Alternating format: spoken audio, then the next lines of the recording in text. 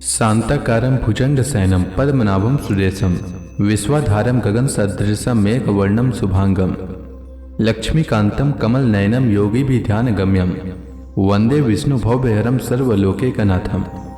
मंगलम भगवान विष्णु मंगलम गरुड़ध्वज मंगलम पुंडरीकाक्ष मंगलाय तनोहरि। ओम नमो भगवते वासुदेवाय। आज का दिन आप सभी के लिए मंगलमय हो। आइए सुनते हैं अधिक मास कथा का अध्याय 23।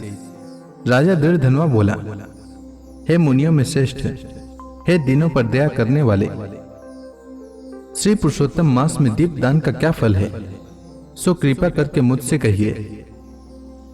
श्री नारायण बोले। इस प्रकार राजा दृढ़धनवा के पूछने पर अत्यंत प्रसन्न मुनियों में श्रेष्ठ वाल्मीकि मुनि ने हंसते हुए विनीत अत्यंत नम्र राजा दृढ़धनवा से कहा।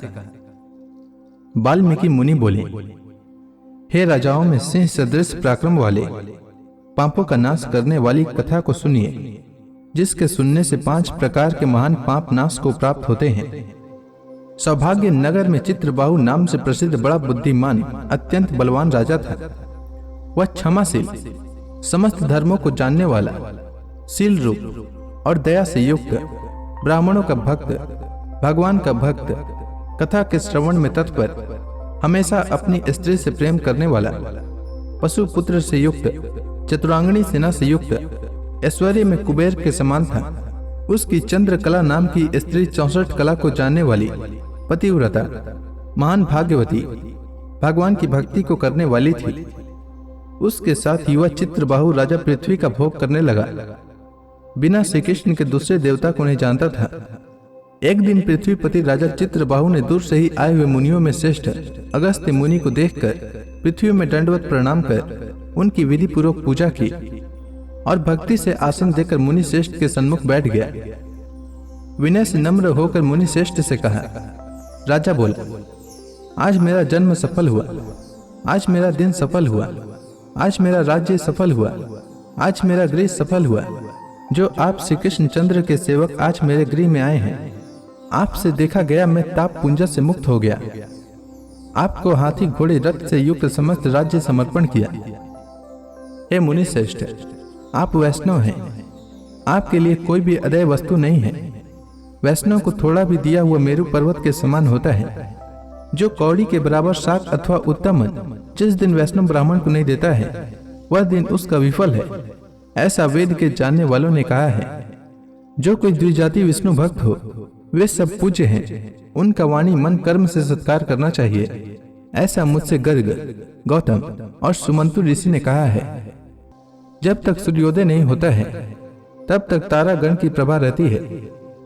जब तक वैष्णव ब्राह्मण नहीं आता है, तब तक दूसरे ब्राह्मण कहे गए हैं। अगस्त्य मुनि बोले, हे चित्रबाहु, हे महाभाग, हे नृप, इस समय तुम धन्य हो। ये प्रजा धन्य है जो तुम वैष्णवों की रक्षा करते हो। जो राज्य वैष्णव का नहीं हो, उसके राज्य में वास नहीं करना। शून्य वन में वास करना अच्छा है, परंतु अवैष्णव के राज्य में रहना अच्छा नहीं है।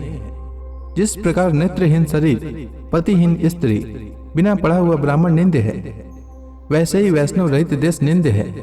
जैसे दांत के बिना हाथी, पंख के बिना पक्षी कही गई है, वैसे ही वैष्णव रहित देश है। जैसे तुषार रहित संध्या, तिलहीन तर्पण, वृत्ति के लिए देवता की सेवा है, वैसे ही वैष्णव रहित देश कहा है।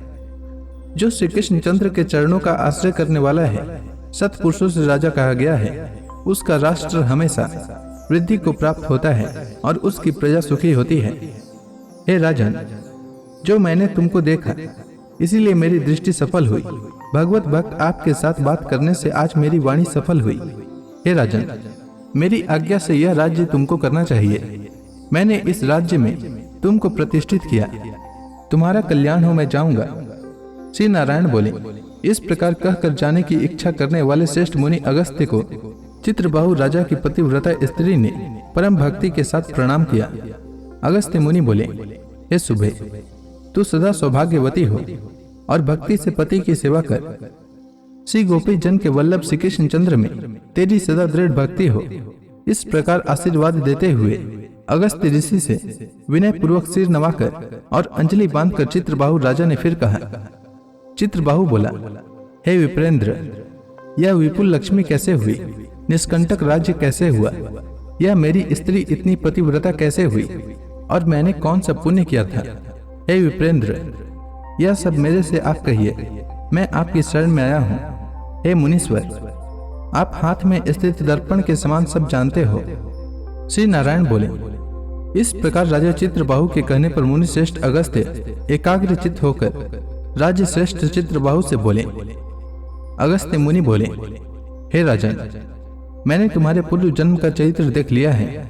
इतिहास के सहित प्राचीन उस चरित्र को कहता हूँ। सुंदर चमत्कारपुर में शूद्र जाति में जीव हिंसा करने में तत्पर मणिग्रीव कामधारी तुम हुए।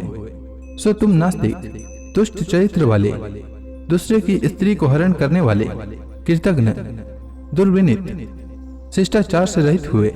और तुम्हारी यह जो स्त्री है, यही पूर्व जन्म में भी स्त्री थी। यह कर्म, मन और वचन से पति सेवा में परायण थी, पतिव्रता, महाभागा, धर्म में प्रेम करने वाली, मनस्विनी। इसने कभी भी तुम्हारे विषय में दुष्ट भाव नहीं किया। पाप कर्म को करने वाले तुम्हारा जाति और बांधवों ने त्याग कर दिया और क्रुद्ध होकर राजा ने सब उत्तम धन ले लिया। फिर उस समय बचा हुआ जो कुछ अवशेष धन था, उसको जाति वालों ने भी ले लिया। तब उस समय धन के चले जाने से तुमको धन की भारी इच्छा हुई, परंतु धन के नाश होने पर भी मन मलिन न होकर उस पतिव्रता ने तुम्हारा त्याग नहीं किया। इस प्रकार सब लोगों से तिरस्कृत होने पर तुम निर्जन वन को गए।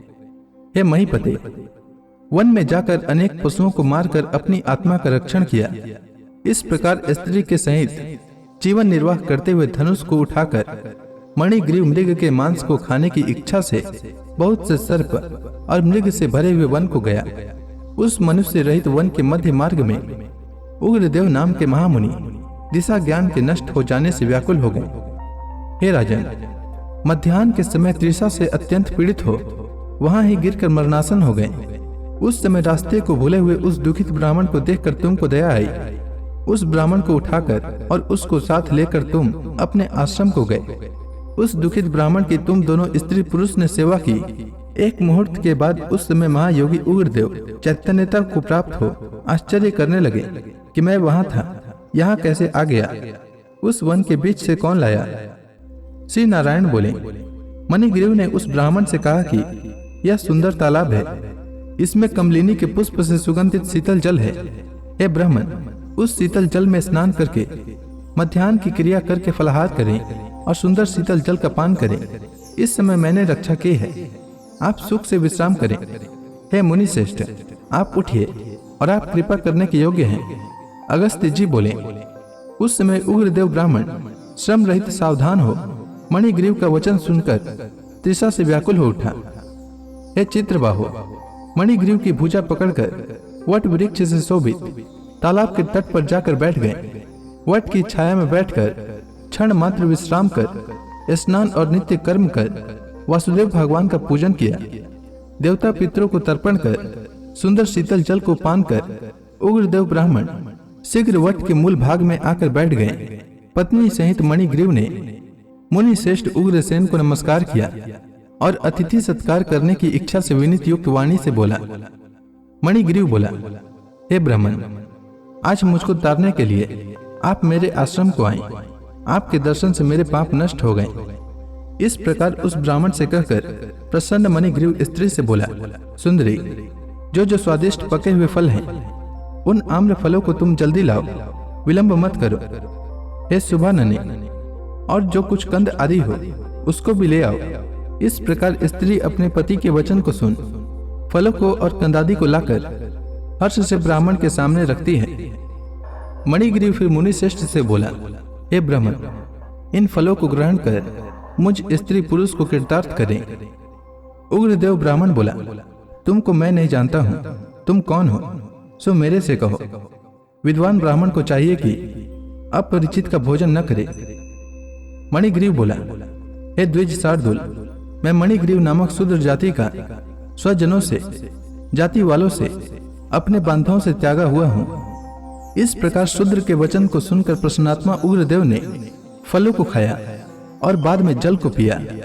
ब्राह्मण को सुख से बैठे देखकर मणिग्रीव उग्रदेव ब्राह्मण के पैरों को अपनी गोद में रखकर दबाता हुआ फिर वचन बोला।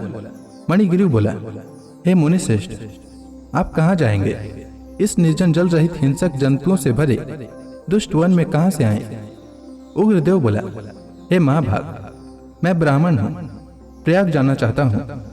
इस समय रास्ता न जानने के कारण भयंकर वन में चला आया हूँ। उस समय थकावट और प्यास के कारण क्षण भर में ही मरणासन हो गया।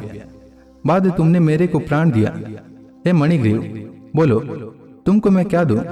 हे मणिग्रीव, तुम दोनों स्त्री पुरुष ने किस दुख के कारण वन में आश्रय लिया है, उस दुख को मुझसे कहो, मैं उस दुख को दूर करूंगा।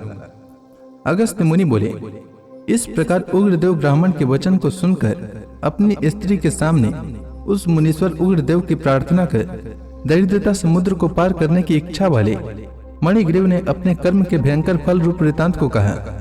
तो इसी के साथ यह अध्याय समाप्त हुआ। इसके आगे की कथा मैं कल के अध्याय में सुनाऊंगा। तब तक के लिए भगवान हरि का नाम लेते रहें। तो प्रेम से बोलिए भगवान विष्णु की जय, श्री कृष्ण भगवान की जय, समस्त देवी देवताओं की जय।